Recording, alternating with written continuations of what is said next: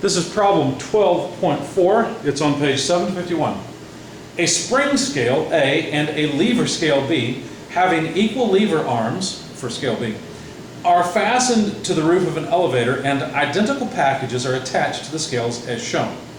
So you'll need to reference the figure. Knowing that when the elevator moves downward with an acceleration of 1 meter per second squared, downward of course, the spring scale indicates a load of 60 newtons. Determine A, the weight of the packages, B, the load indicated by the spring scale, and the mass needed to balance the lever scale when the elevator moves upward with an acceleration of 1 meter per second. I wish they had given us a different number for the upward acceleration versus downward, but they didn't, and hopefully that doesn't make it terribly confusing. Anyway, so here's the roof of the elevator. Of course, this is moving, it's accelerating. We've got a spring scale holding a package and a balance holding an identical package but with some mass of weights attached here that balance it out. Okay, so apparently the mass of these weights equals the mass of the package. And in the first case, we've got a 1 meter per second squared acceleration downward of the elevator. Of course, acceleration of gravity points downward. I'm going to take positive y upward for this coordinate system.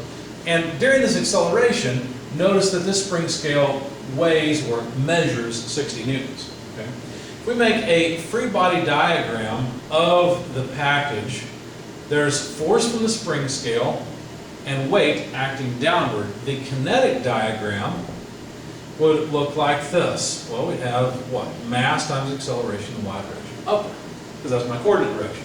So if we sum forces in the vertical direction, well, let's see, we'd have the force from the spring up minus the weight down equals mass times acceleration in the y direction. If we rearrange this, noting that weight is nothing more than mg, the force in the spring scale is equal to mg plus m times acceleration in the y direction. In other words, mass times g plus acceleration in the y direction. Okay? Rearranging to solve for the mass, we'd have the force in the spring scale divided by g plus the acceleration in the y direction.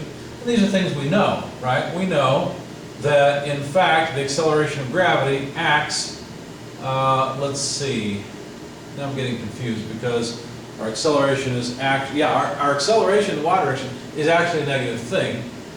But it seems like gravity, oh yes, here we go. So I've already dealt with the directionality of the weight, right? I know the weight acts downward. And so I don't need to plug in a negative g, but I do need to plug in a negative ay. Why do I need a negative ay? Well, because the acceleration is actually downward opposite the coordinate system. And notice I've recognized the coordinate system and respected it in setting up the directionality of the spring force and the weight force. Okay? So when I write that the spring force weighs 60 newtons, the acceleration of gravity is 9.81 meter per second squared, please understand that the acceleration in the vertical y direction is a negative thing. It's negative 1 meters per second squared. Okay? So if you take 60 newtons divided by 8.81 meters per second squared, you'll get the mass in kilograms. That comes out to about 6.8104. They didn't make the numbers nice and round, but there's the mass of the package. And I think that's one of the things they asked for. Let's see. Determine the weight of the packages. Okay, so to get the weight, I would have to take mass times acceleration of gravity. We know the mass is 6.8104 kilograms. Acceleration of gravity, 9.81 meters per second squared. When you multiply that out, you'll get about 66.81 newtons. That's the weight of the packages. And actually, that's what they wanted, not just the mass. Okay? Now, you might say, well, how does a package that weighs 66.81 newtons, how does it read on a weight scale as only 60 newtons? Well, it's because the elevator is accelerating downward. In fact, if the elevator were in free fall, it would be accelerated at 9.81 meters per second squared. And what would happen? Well, we wouldn't be able to tell anything about the mass because the denominator would blow up. As a matter of fact, the spring scale wouldn't read anything. The spring scale would read 0. We'd have 0 over 0. Wouldn't make any sense. Okay? But what would actually happen is the package would appear to be weightless. We would actually get a spring scale measurement of 0 newtons, okay, as it accelerates. In fact, because it's in free fall, if this spring was stretched, what happened is this would actually oscillate. But that's beside the point. Anyway, so 66.81 newtons. And as you accelerate at higher and higher rates, notice the spring scale is going to read a lower and lower number. Of course, we can't show that in the math, right? We can see a higher acceleration downward gives us a smaller denominator, but we would also have a smaller force in the numerator from the spring scale. It would always still come out to the same mass. Once we reach free fall, then our spring scale wouldn't work. But anyway, so there we go. There's the weight. That's the answer to part A.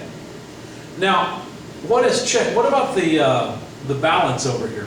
Well, notice for the balance to balance out, both of these masses must be equal. And therefore, this is not going to deflect at all, regardless of how quickly the elevator accelerates. Whether it accelerates downward or upward, this balance is simply going to be maintained. Okay. So there's really nothing interesting that will happen with the pivoting scale. So let's continue and consider what happens with the elevator now accelerating upward at 1 meter per second squared. Then what happens? Well, are the diagrams still appropriate? Sure, they're still appropriate. There's still a spring force. There's still weight, right? And the question becomes, what does the spring scale measure? Well, let's find out. Our equation is still the same, but now notice all that has changed is the directionality. So what would we need? Well, we don't need this. We just need this equation. So the spring scale would read the mass, which I've erased, 6.8104 kilograms. By the way, the balance would weigh the same, right? Because usually with the balance, you actually have a weight that you move out on an arm, and depending on where that weight is, it tells you how much mass is on the balance. Well, that would remain the same.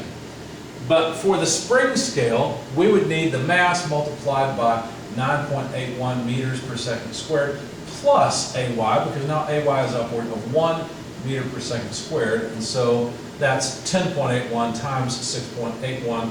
If you multiply that out, you get about 73.62 newtons. And that's what the spring scale would read. Like I said, the balance wouldn't change at all.